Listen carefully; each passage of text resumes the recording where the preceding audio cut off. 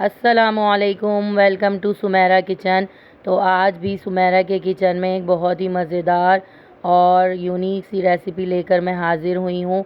ये रेसिपी अक्सर हम बाज़ारों से ख़रीद कर खा रहे होते हैं, घरों में ज़्यादातर नहीं बन रही होती ये चीज़।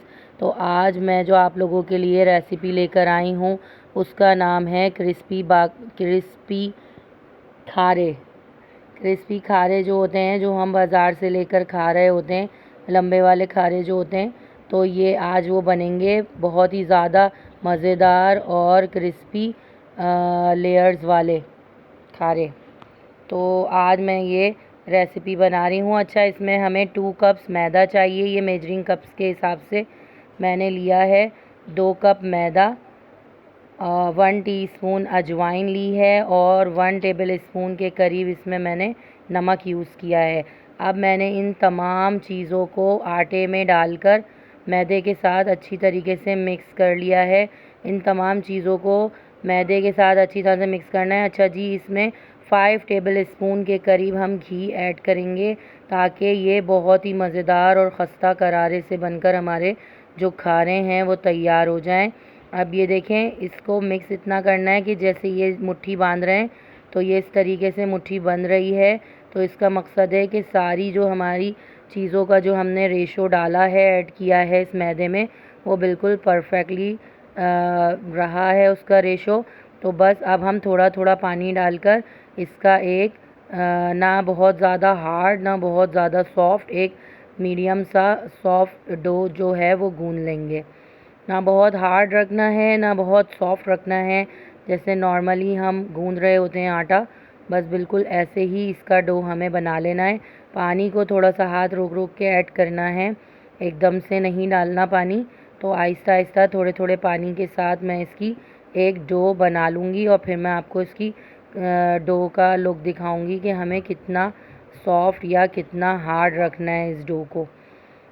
अच्छी तरीके से मसल के इस आटे को मैं गूंद लूँगी। अब ये देखें हमारा जो डो है वो इस तरीके से इस फॉर्म में आ गया है।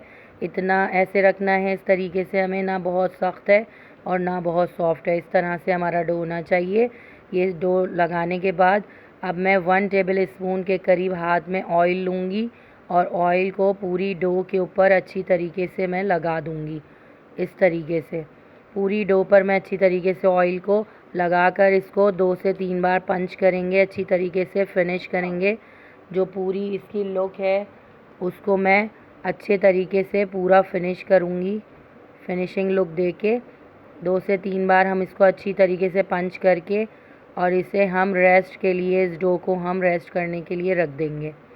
ये इस तरीके से अच्छी तरीके से हम पंच करेंगे इसको, डो को, और बस इस तरीके से हम करके अपनी डो को थोड़ी देर के लिए रेस्ट करने के लिए रख देंगे, क्योंकि रेस्ट करने से ये होगा कि मैदे में जो इलास्टिसिटी आती है उससे बहुत अच्छा एक टेक्सचर आता है डो का।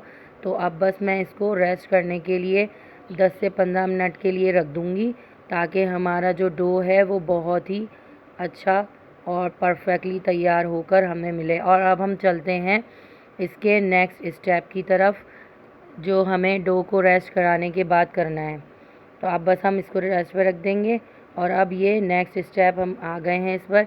मैंने ये 3 टेबल स्पून के करीब यहाँ पर कॉर्नफ्लोर लिया है।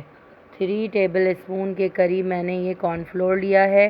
कॉर्नफ्लोर ऐड करने से इसमें जो क्रिस्पीपन है, जो इसकी लेयर्स हैं, वो बहुत ही ज़्यादा अच्छे तरीके से खुलकर सामने आएंगी। तो अब ये मेल्टेड घी लिया है मैंने, 4 टेबल स्पून के करीब मैंने इसमें मेल्टेड घी ऐड कर दिया। अच्छा, इसका जो है कॉर्नफ्लोर और घी का हमें एक परफेक्ट सा स्मूथ सा बैटर तैयार करना है।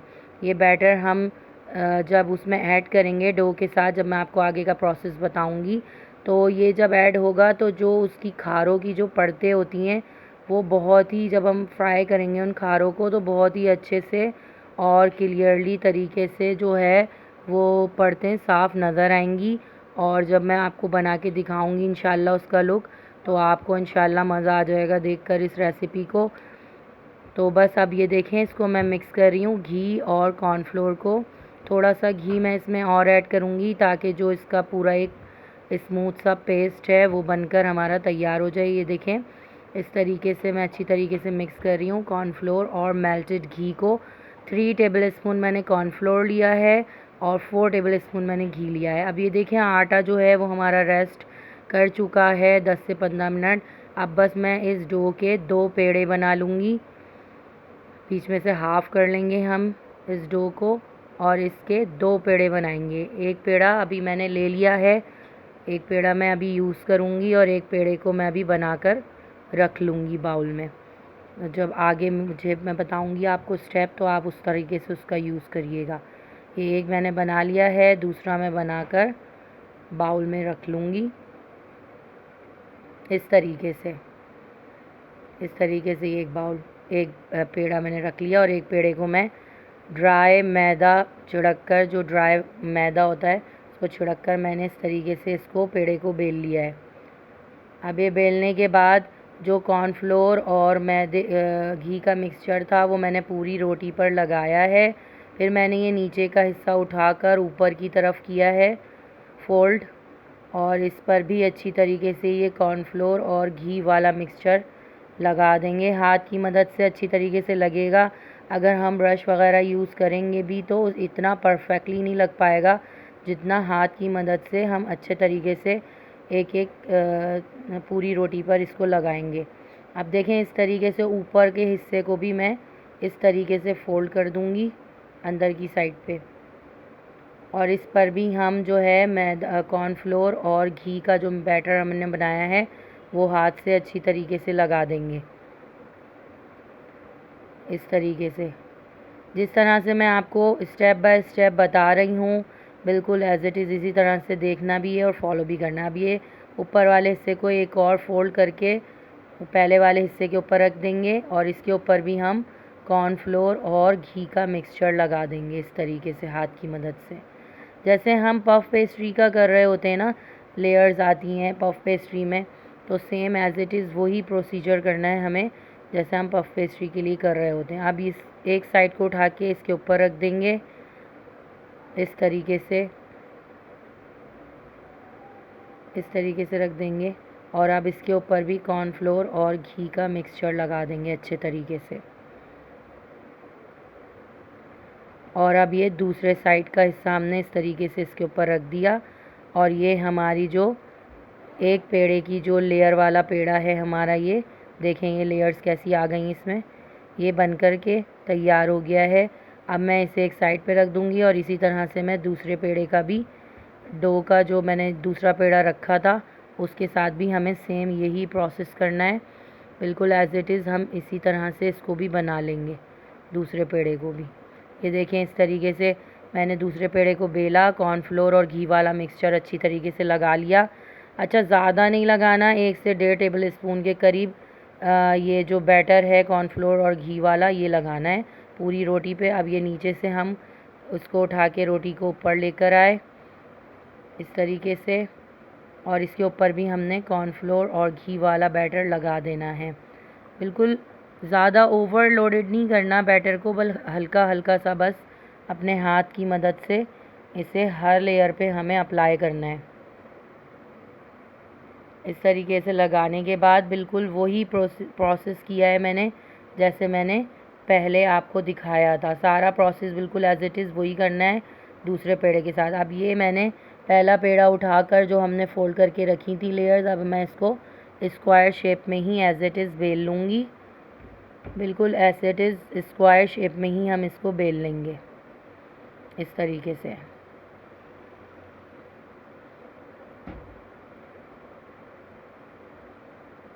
अब ये मैं इसको बेलने के बाद जो है वो दोबारा इसके ऊपर कॉर्नफ्लोर और घी का मिक्सचर लगा रही हूँ अच्छी तरीके से।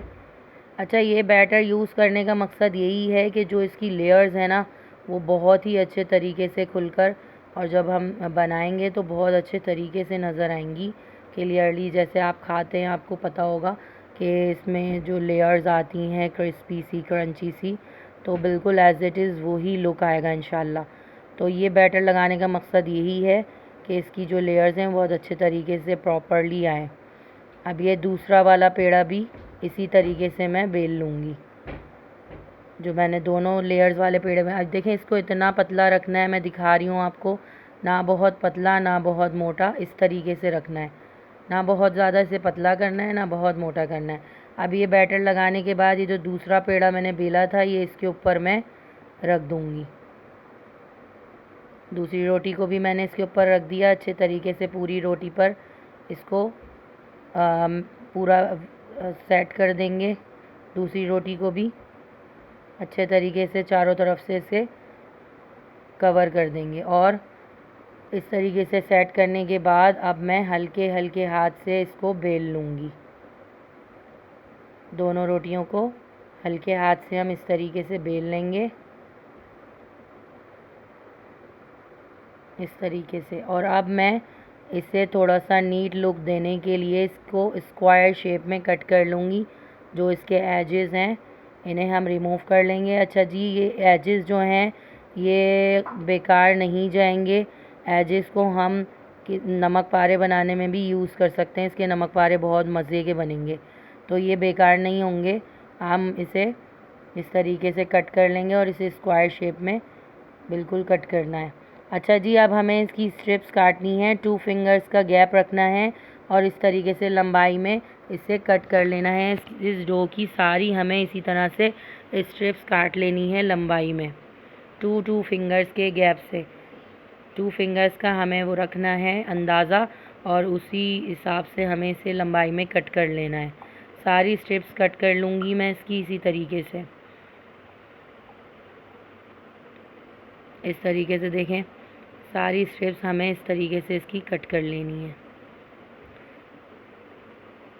अब ये देखें मैंने सारी स्ट्रिप्स कट कर ली हैं इसकी। अब हम इसको स्ट्रिप्स को जो है 1 फिंगर का आप लेंथ के हिसाब से आइडिया कर लेंगे और उसमें हम इस तरीके से इसे कट कर लेंगे, इस तरीके से। ये देखें लंबे लंबे से होते हैं ना खारे, बेकरी से जो हम लेते हैं। हम नमकीन वाले बना रहे हैं, बेकरी में मीठे वाले भी मिलते हैं, नमकीन वाले भी मिलते हैं, तो ये मैं नमकीन वाले बना रही हूँ। इस तरीके से देखें हम कट कर लेंगे लंबाई में, बस। अब ये देखें सब हो गए कट। ये देखें लेयर्स अभी से आपको नज़र आ रही होंगी इन खारों की। ये देखें कितनी अच्छी लेयर्स बन के तैयार हुई हैं। ये देखें,